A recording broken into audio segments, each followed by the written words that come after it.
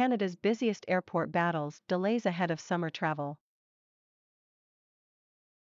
As Canada's busiest airport, in Toronto, grapples with unusually long lines, a global airline trade group has urged Canadian authorities to take action to curb the hours-long queues ahead of the upcoming summer travel season. Airports from Canada to England are wrestling with long lines and delays, as a staffing crunch combined with surging travel demand following a pandemic-induced slump raises fears of chaos in some regions ahead of the busy summer season. In Canada, frustrated passengers have taken to social media in recent weeks to vent their anger, posting photos and videos of long lines at customs and security and piled-up baggage at Pearson International Airport in Toronto. Those images are fueling further calls for relief, as travelers arrive early or avoid the airport ahead of the long holiday weekend for Victoria Day on May 23. On Friday morning, cars were backed up around 500 meters, 0.5 kilometers, to get to the airport's Terminal 1 departures area, with hundreds of passengers inside waiting to reach the security checkpoints.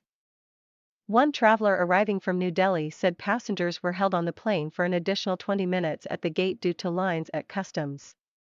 Such delays have stranded some planes for hours. Passengers are expecting predictability and are paying a security fee to be efficiently processed, said the International Air Transport Association's IATA regional vice president for the Americas in a May 17 letter to 3 Canadian ministers. Unfortunately, during this past weekend passengers were held on board aircraft, in some cases for more than 185 minutes, because of overcrowding in arrivals. An IATA spokesperson declined comment. The Greater Toronto Airports Authority, GTAA, expects an increase of almost 50% in international passengers at Pearson this summer. Mark Webber, president of the Customs and Immigration Union, said the number of frontline customs officers at Canada's 3 largest airports had been declining even before COVID, with the widened use of self-serve processing technology creating lineups in 2019 as traffic soared. It has slowly gotten worse and worse, Webber said.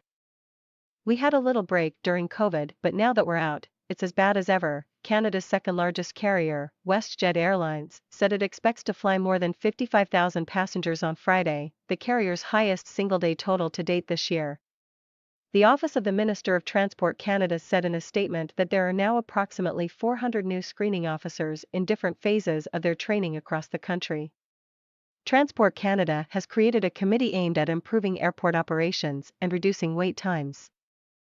Canada Border Services Agency, CBSA, said it does not share staffing information for specific points of entry but takes steps to provide sufficient resources. However, the convergence of flights arriving at the same time, sometimes because of early or late arrivals of flights, combined with the border health measures can increase the overall processing time, the agency said by email on Friday. Swedish airport operator Swedavia warned on its website of long waiting times due to a shortage of staff at security checkpoints, impacting Stockholm's largest airport, Arlanda.